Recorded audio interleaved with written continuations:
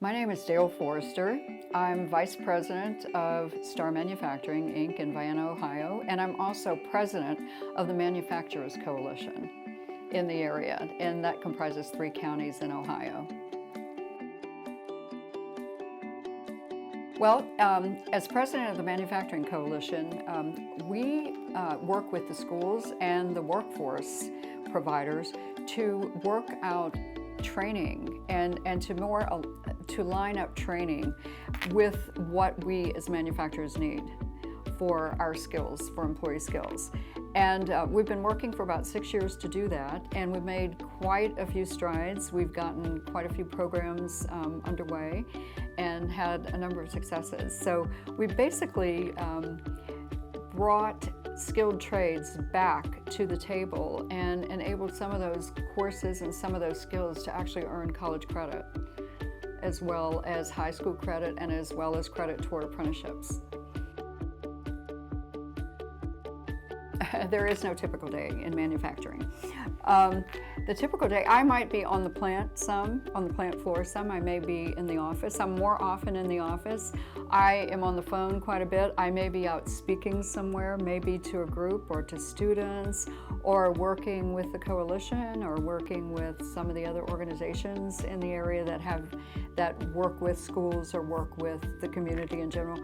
I may be working with some of the staff to write some protocols and programs. I may be writing reports, writing job descriptions, working out problems, sitting in a committee and trying to come up with answers to solve some problems. So my day is varied, and that's one of the things that I do like about my job. And that's what a lot of people like about the kind of manufacturing we do, is that the work is never the same every day. It's varied, and there's never a dull moment. It's fast-paced, non-stop, and every day is new. So that's good and bad. You either love it or you hate it. We see something from start to finish. We see it from the planning stages, the purchasing stages of the materials, the blueprints, and then all the way through to when it gets shipped on the truck and it's ready to go. And so each of us here has a part in that, and that's pretty cool.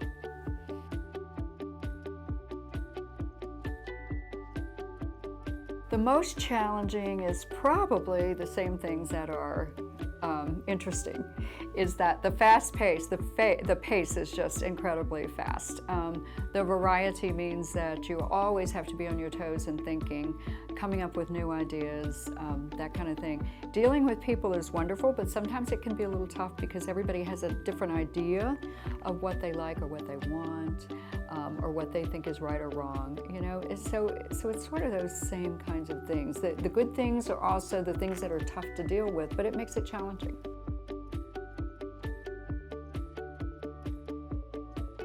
Number 1, communication.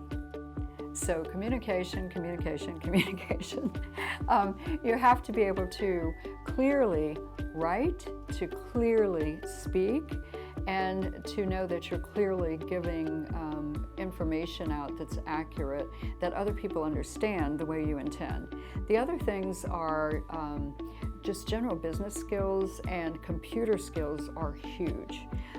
Math skills are important. Even though I don't deal with finance, I have to use basic math skills all the time. I use the computer every day. Probably 80 to 90% of my time on most days is in one way or another on the computer. And that goes for most of the people in the office and some of the people who work out in the plant as well.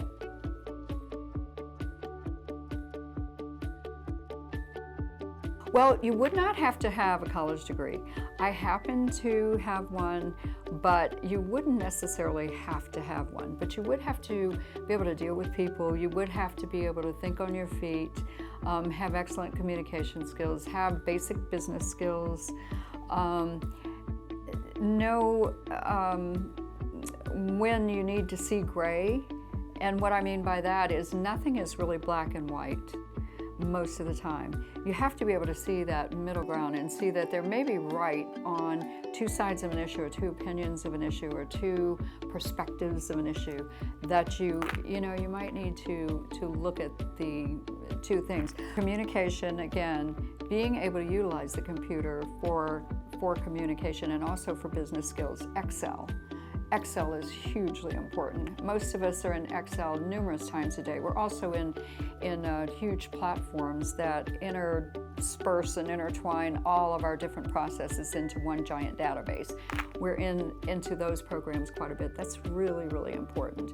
Either some business experience, some manufacturing experience, whether it's on the plant, whether it's in some aspect of an office, all of those are really, really important. The basic thing, though, is having a basis of communication and basic skills like math, communication, computers, people skills, general business knowledge, current events. You have to know what's going on in the world and how that's going to affect your business. So you don't necessarily have to have a college degree to become a vice president in a manufacturing company, but it certainly would help to be able to get your foot in the door.